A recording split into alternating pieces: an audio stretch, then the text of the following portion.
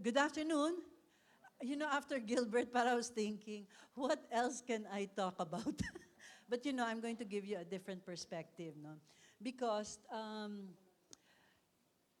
I know there's so many things that are happening on digitalization. I'll show you some more trends, no? And you'll be surprised. And I was also surprised myself about a lot of these trends. But what I think I'd like to share with you this afternoon is really my own experience because I'm realizing it's so nice, di ba, when you see all of these apps and all of these digital improvements.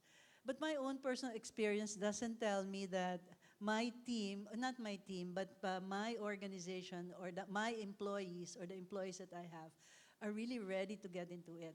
Because if I tell you, about last year, or a year and a half ago, we went into what we call employee self-serve, no? Where our payroll is now being outsourced. We used to do our own payrolling, but now it's outsourced.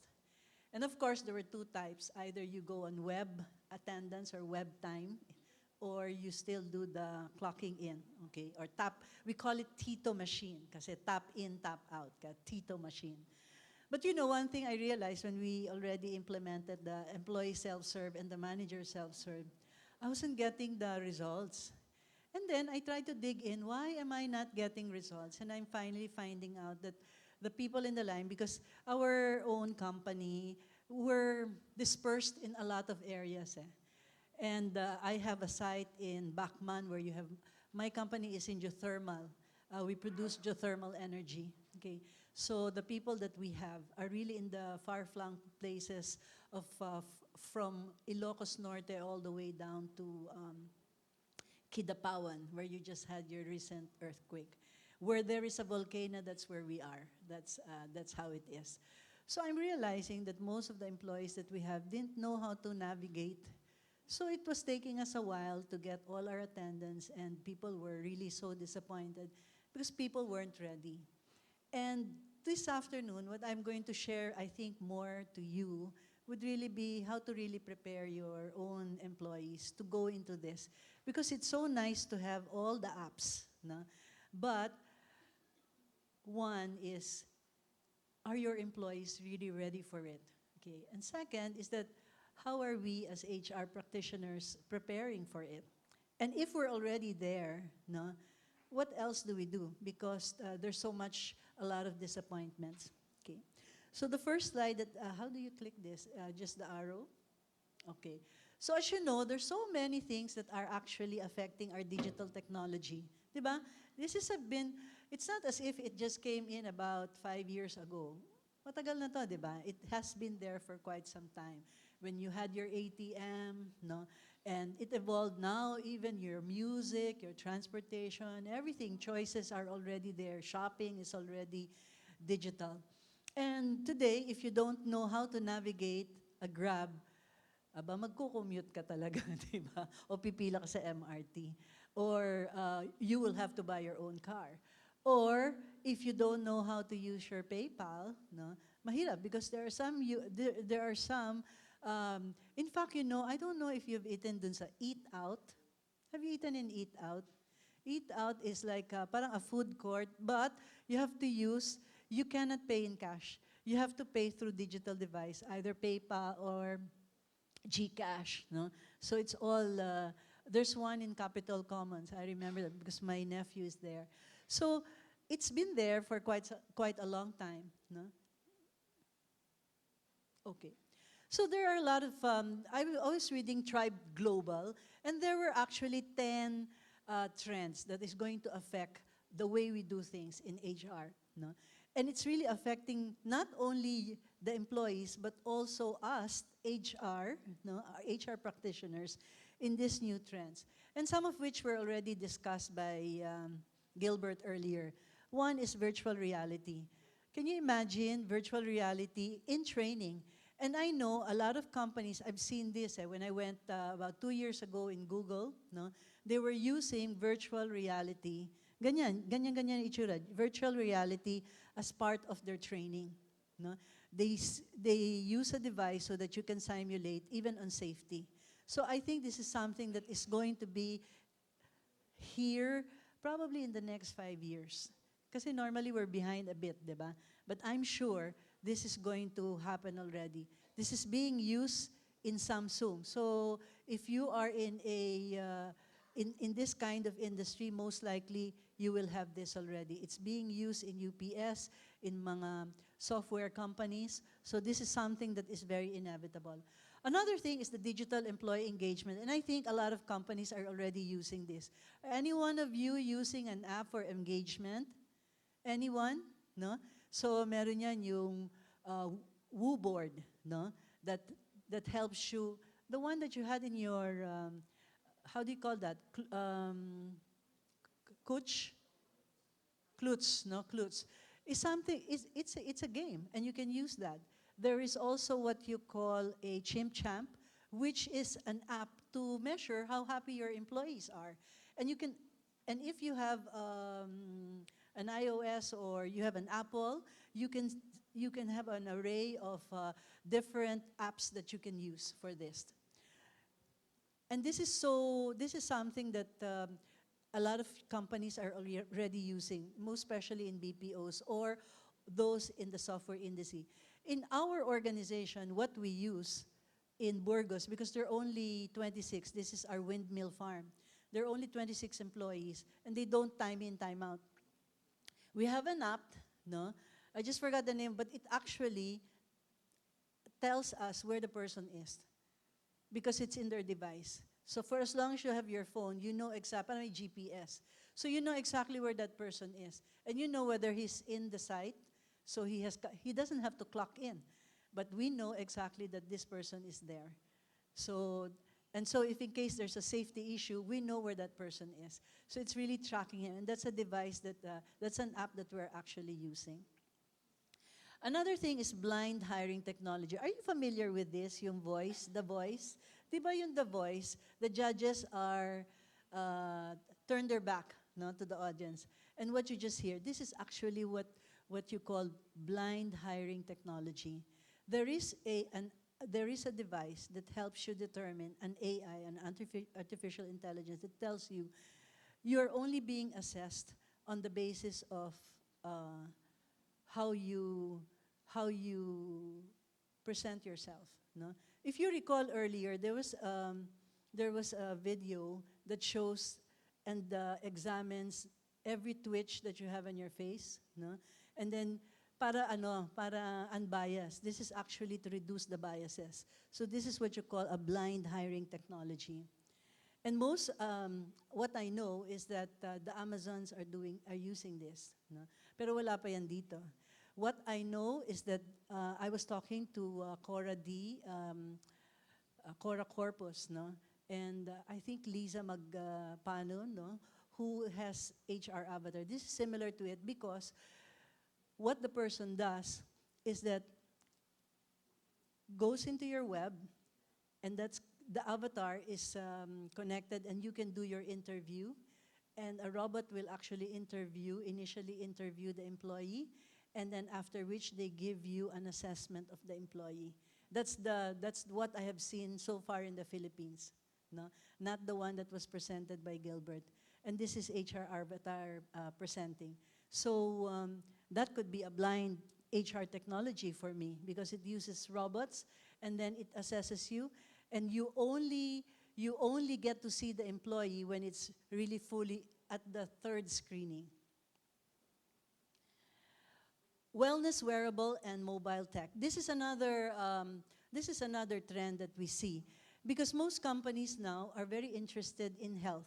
In fact, a lot of companies now, no, for one, our senior executives, we ask them to go to a health company that checks on your blood and tells you, no, what could you possibly incur as an illness in the future.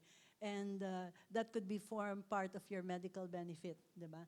But what is happening now is that a lot of companies are into wellness, and they require their employees to go into wearable or mobile technologies to check on their health. Self-serving applications for employees. No? Today, we also have what we call self-serve, meaning an employee can update his data, okay? An employee can file his leaves, no? And there's also manager self-serve. So everything now is done through AI and through digital, okay? Lately, we see Workday. Yesterday, I think Michi from Nestle talked about success factor. That's SAP. What we use is Workday, which is PeopleSoft. So in one platform, you're able to integrate all your HR activities already. And this is all navigated by the employee and also navigated by the manager. So this time, the HR doesn't have to do anything anymore. All the transaction related are all done, including your performance appraisal, including your timesheets, including benefits, including reimbursement, liquidation. It's all in that particular platform. And we call it Human Capital Management, HCM, an automated HCM, either in SuccessFactor, SAP, or Workday. Now, another thing that is happening is the big data analytics on employee behavior. Because here you now determine, very recently we were talking about the issue of work from home. No? And we were trying to find out how many of our people are really affected by the traffic. No? Because we don't want compressed work week because that limits the number of days, because our organization has to be there 24/7. No? So we can't also do work from home because there's a lot of interaction in the different sites. No? So what we were trying to do, how many people are affected and what's the best way to approach it? And now we're finding out that there's really a need for us to do satellite offices. And some of our offices or sites can actually be transformed to satellite offices. So instead of working from home or doing a compressed work week or doing flex spaces, now we're doing satellite offices so that our employees are dispersed but still connected. Okay. And you use that data also, and you use your own data to be able to determine what kind of approach you want. Another thing that we're also looking at is there a relationship between leadership effectiveness and having safe harbor? That's something that if you're a person who provides safe harbor to your employee, does that make you an effective leader? No? Does it translates to productivity? So those are some of the things that we do when we look into analytics, because we find out who among our employees or who among our leaders are able to tolerate failures in the organization and what is being done. And does that make the person really an effective leader for that matter? Another thing that is coming is the hiring of a digital adoption manager. No? I've not seen this in the Philippines, but in the US it is, because of the so many apps that you have, no? And so many devices and platforms that you have. You need a person that will help you navigate. And this is a future HR career, which is what we call digital adoption manager. Because sometimes you have so many platforms that you use, right? So you have SAP, you have your Workday, you have they call it Maximo. Maximo is an enterprise asset management if you're in manufacturing. There is such a thing as Nasol that talks about tracking, providing permits in the workplace, and at the same time tracking if you were given a permit, were you certified to give that permit? So that's another app. So you need someone who will actually look at all your platforms in an integrated manner. And that's what you call a digital adoption manager. And this could really be HR. This could be another career for HR. Another thing also is the visual storytelling in recruitment. If there is such a thing as leadership brand, there is also, when you recruit now or when you apply for work, you have to present yourself in a manner that will actually attract or that will make your potential employer accept you right away. So you have to create a story. And content is very important. Today, when you make a resume, I think resumes are passé, no? CVs are already passé. What you do is you provide a video that tells who you are, no? And what you do, and what your aspirations are. Because what your employer would actually look for is, are your dreams the same as ours? Is your aspiration aligned with that of the company? Because, for example, in our organization, where we really espouse sustainability, if you don't believe in sustainability, then probably you will not be happy in our organization. Because our organization protects the environment. If you're not a practicing protector of the environment, because in the company we'll always hear about that. And I'm sure the other companies will also have their own kind of brand, no? And if your brand is not aligned with your own aspiration, then that's something. So this is something that is actually emerging now. What is your story? And what do you want to sell about yourself so that you can get a job right away? Another thing would be digital teams, collaboration tools. I was mentioning to you earlier that we are dispersed, no? So what we do is we use an app called Trello. Have you heard Trello? Trello is an app that helps you track everything that is being done, no? So it's an agile way, it's an agile app actually. So what we do is, there's another one. I forgot, it starts with an S. This particular app enables us to track who is actually on track with the project, no? Because in an agile organization, we're practicing agile now, we have layered our organization, and now we're all cross-functional. You don't go into a project, like for example, we have a project on how to improve our performance management. But I'm not the lead of that. Somebody else is the lead of that. And the lead is an operations manager for our facilities. But how do I know that it's being tracked? We're all hooked in Trello so that we know exactly how this project is being tracked. I am a member of a project that is not HR. It's all about improving cash flow. So that's something that is emerging now. So doing cross-functional and being in different places at the same time and having meetings every day through our Trello. AI recruitment for smart matching. You've seen that earlier, right? When Gilbert showed you that there is a system on how to determine what your traits are, what character do you have, and what you can possibly bring in the organization. So we did these 10 trends that are coming up. How are we going to prepare for this as HR? No? Or how are we going to prepare our employees for that? Because realizing that not everyone, not all organizations will probably be as advanced as others. Or probably you may be 25% advanced, 50% advanced, but I don't think we have one, or probably we do, but they're very few, 100% already in all digital. Is that right? How many are you who is 25% in digital already? 25%, meaning, 25%, 50%. Who are 50% digital already? Wala pa rin. Pero 25%, lower pa, 10% digital, no? So which means that you're not alone because para-pareho tayo, that not everyone is yet there, no? So, but you know, this is inevitable. Somehow, you will be forced to be in this kind of situation. So what do? We have to manage the change, and this is key to digital transformation. The best is really to communicate digital transformation to increase employee engagement. When we shifted to our self-serve, no, I told you that it took a while for us to be able to do that.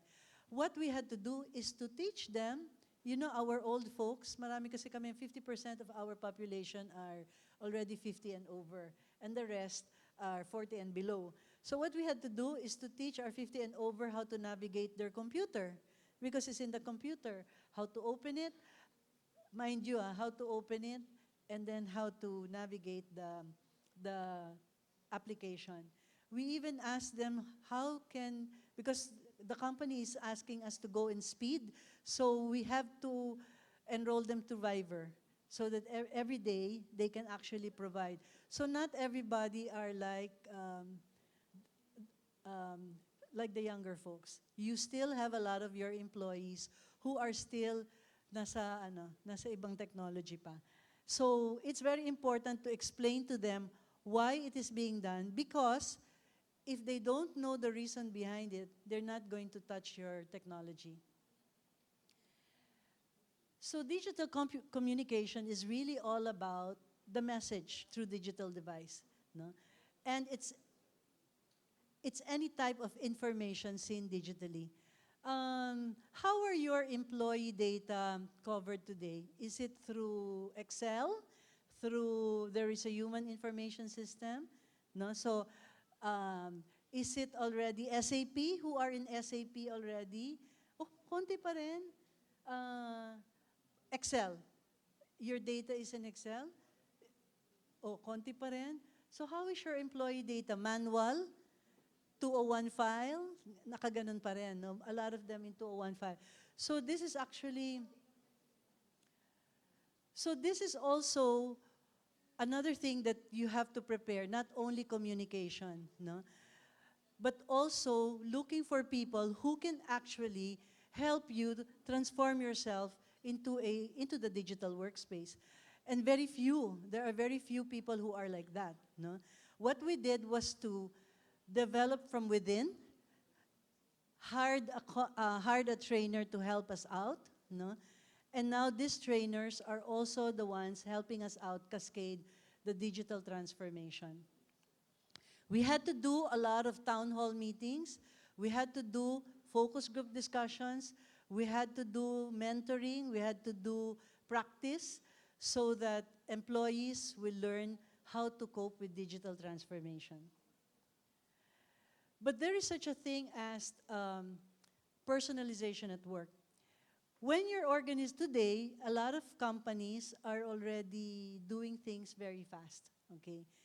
And in this book of Rob Baker, he said that it's important to have personalization at work, no? And he was introducing the concept of job crafting. And there are 3 ways by which job crafting is changing your jobs, no? That you think it's actually modifying your job so that it fits the way you do things today. Because diba, in the past, we always have job description lang, and you stick to your job description. I think that is no longer true today. Every day, you change the way, because if you're into continuous improvement, you change the way you do things. So your job description will keep changing and changing and changing, as your organizations will also be changing. And he was saying there are 3 ways by which you can actually modify your job. One is the task crafting, which is the leader influencing the change in the job. Okay, so you give him a new role, no? Or you give him a new tool so that he can change the way he's doing things. That's the task crafting. The second one is relational crafting. So you talk to him and tell him, this is how you do your job, or you can ask him, how best you do your job? So you build a relation so that he sees that he can actually transform his job in a different way, no? Especially so when you're doing continuous improvement, no? So a lot of companies, diba, in the past there is such a thing as a quality movement, and in the quality movement, you talk about continuous improvement, or now you call it lean manufacturing, no? This is the same. You try to influence the way the job is designed so that it can become better, but you do it with relation.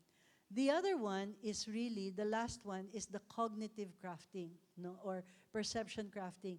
This one, you change his mindset on the way he does things. Some people, for the longest time, has been doing it because it has been a practice. But now, you always have to challenge the status quo. So you have to change the way he thinks so that it will be done differently. In our own home, which is HR, before, when we give merit increases, we always have to announce that we have to give the employee a document that says, um, Beth, dear Beth, effective January 1, your salary has been increased to this. Diba? You still do that? Okay. We've changed that. Now, it's just given to you in email.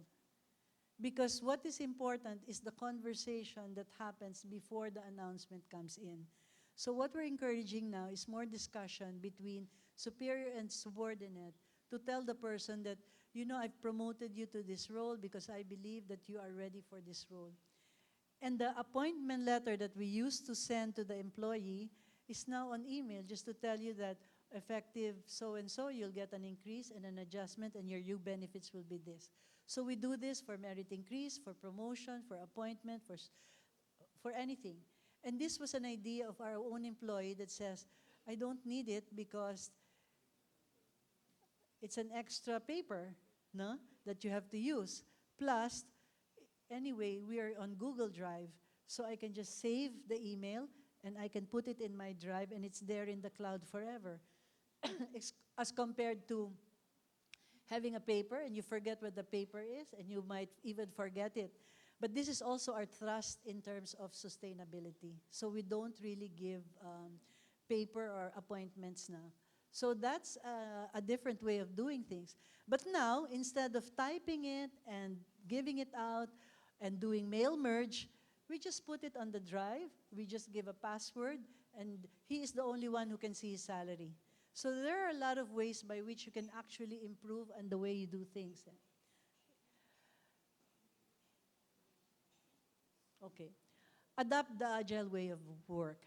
The agile way is, this came about because of software development, and the focus of which is the customer. So what you do is you come up with your minimum viable product.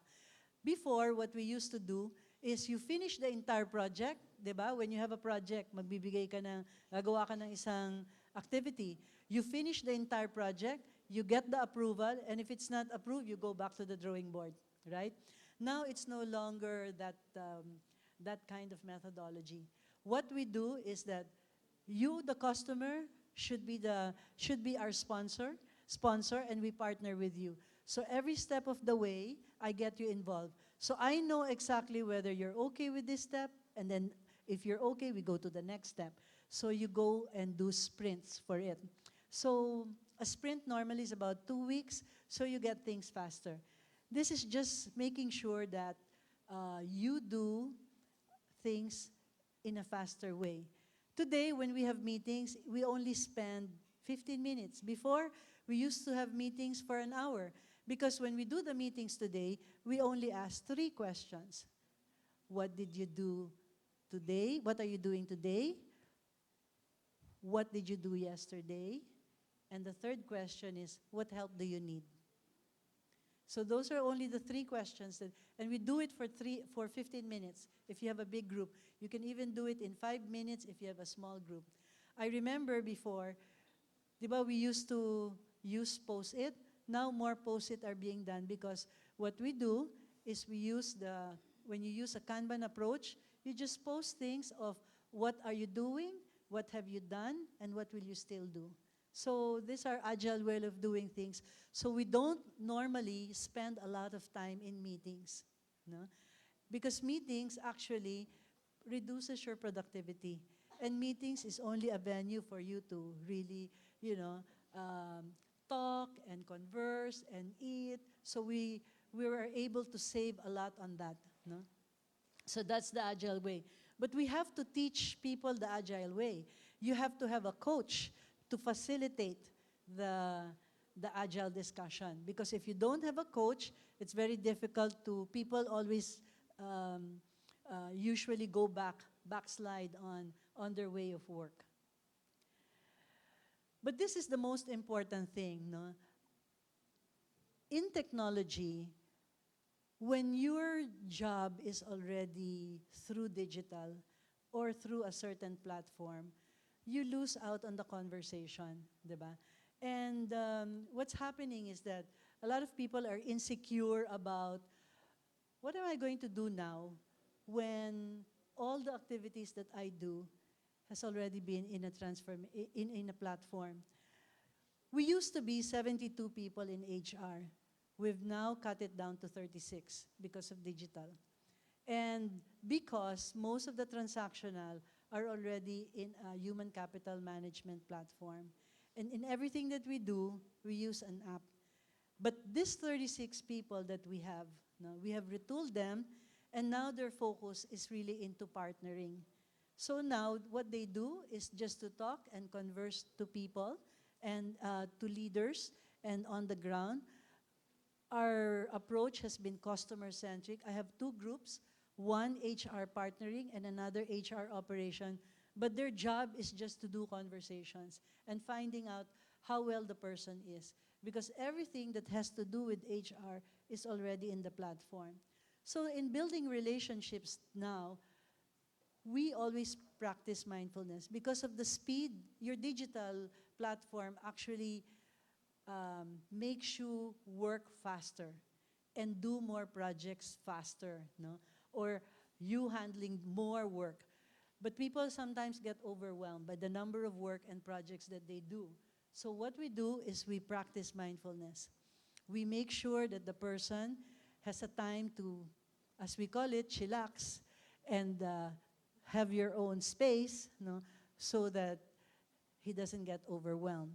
And when we need to give him a compensatory leave because he has to do things and spend more time in the office, we provide that. The other one is being empathic. So we have a lot of wellness, mental wellness that we provide for our employees.